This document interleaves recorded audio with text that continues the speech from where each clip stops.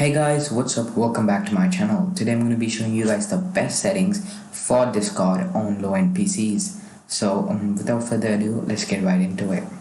So first of all, obviously you want to go ahead and open up Discord and go into settings.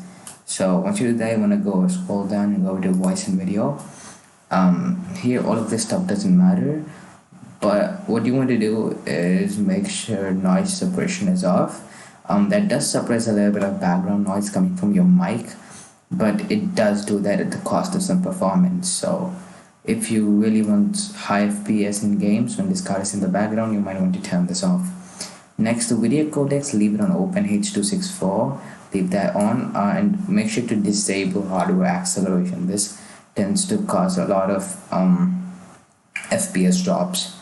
Now echo cancellation, leave it on. It doesn't take much FPS and it does increase the voice quality a lot.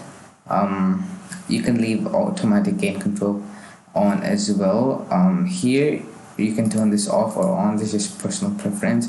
Noise reduction, on the other hand, you want to turn it off and on, and just experiment around with it, because for some devices keeping this on tends to boost FPS, and for some leaving this off tends to do the same. So you might want to go ahead and just experiment. For mine, leaving noise reduction on and off doesn't have much difference, so I'm just going to go ahead and leave it on. Next, go to the overlay. Here you want to make sure enable in-game overlay is set to off, right? Because what this does is puts like a small icon of Discord in the top left corner of your screen always, right? And that's really annoying, and it does take up space on your screen as well as cost FPS in games. So once you turn that off, you want to go ahead and scroll all the way down and go to show text chat notifications.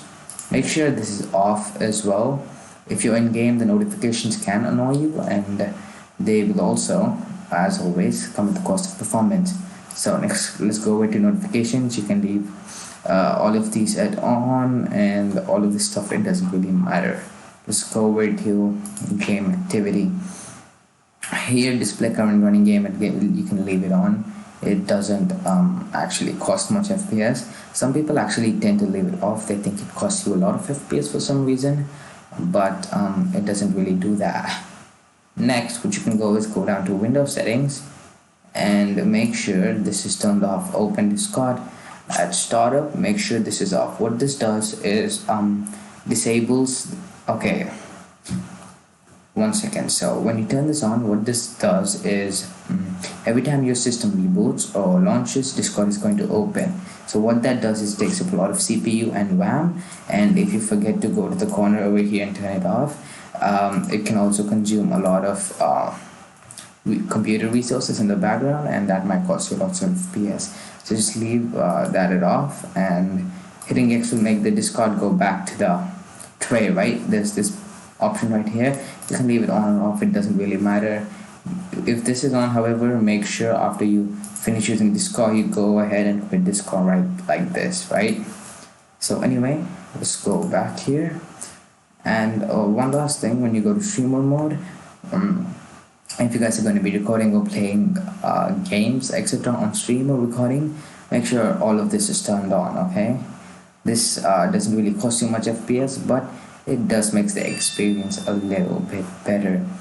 Next, actually, that's pretty much it. Oh wait, there's one last thing you guys can do. That is go over to your desktop and go to the Discord shortcut. Here what you want to do is go to properties, and here you want to go over to compatibility. Here you want to go ahead and disable full screen optimization and click run this program as administrator, and click apply and click OK. So once you do that, that's actually pretty much it. You want to go ahead and close Discord, obviously, refresh your device a couple of times, maybe go ahead and restart it even. But once you do that, Discord should be ready for your low-end PC, and hopefully it won't cost you much FPS in game. That being said, hopefully you guys liked this video and it helped you out.